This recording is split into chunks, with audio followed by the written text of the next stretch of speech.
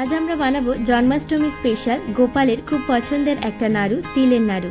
চলুন তাহলে রেসিপিটা শুরু করি। তার আগে চ্যানেলটা সাবস্ক্রাইব করে নেবেন আর পাশে থাকা বেল আইকনটা প্রেস করতে কিন্তু ভুলবেন না।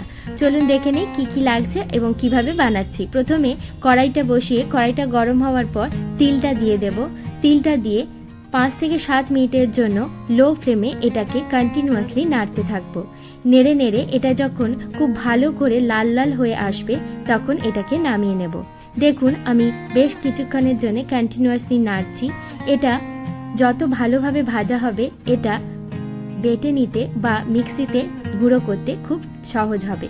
দেখুন এটা খুব সুন্দরভাবে লাল লাল হয়ে এসছে। এবার এটাকে আমি মিক্সিতে দিয়ে গুঁড়ো করে নেব। চাইলে আপনারা বেটেও নিতে পারেন। শিলনোড়াতে বাটলে একটু কম মিহি করে বাটবেন, আর মিক্সিতে দিলে 1 মিনিটেরও কম টাইমে এটাকে মিক্স করবেন। এরপর ওই কড়াইটাতেই আমি গুড়টা দিয়ে দিলাম। গুড়টা দিয়ে এখানে 1/2 কাপেরও কম জল দিলাম, দিয়ে ভালো করে এই গুড়ের মাড়টা তৈরি করব। এই সময় গুড়টা 5 থেকে 7 মিনিটের জন্য মিডিয়াম ফ্লেমে কন্টিনিউয়াসলি নাড়তে হবে। না হলে এটাতে নিচে বসে যাওয়ার চান্স থাকে। প্রথমে গুড়টাকে এরকম নাড়তে থাকতে হবে। যখন এটাতে ফুট উঠে আসবে তখন এরকম বাবলস টাইপের হয়ে যাবে। এই সময় আমি 1/2 টেবিল স্পুনের মতো আদা কুচি করে দিয়ে দিচ্ছি। এখানে আমি গ্রাইন্ড করে দিয়েছি, আপনারা চাইলে বেটেও দিতে পারেন।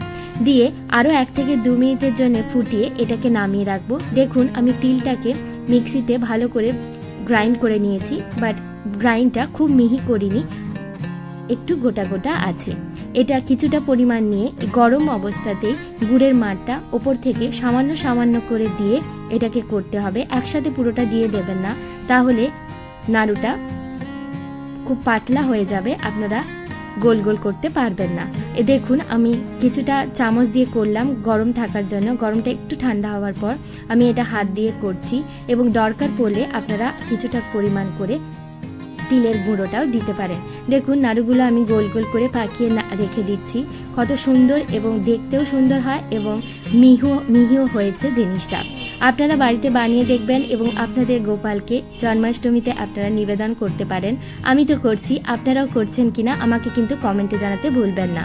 রেসিপিটা ভালো লাগলে লাইক করতেও ভুলবেন না।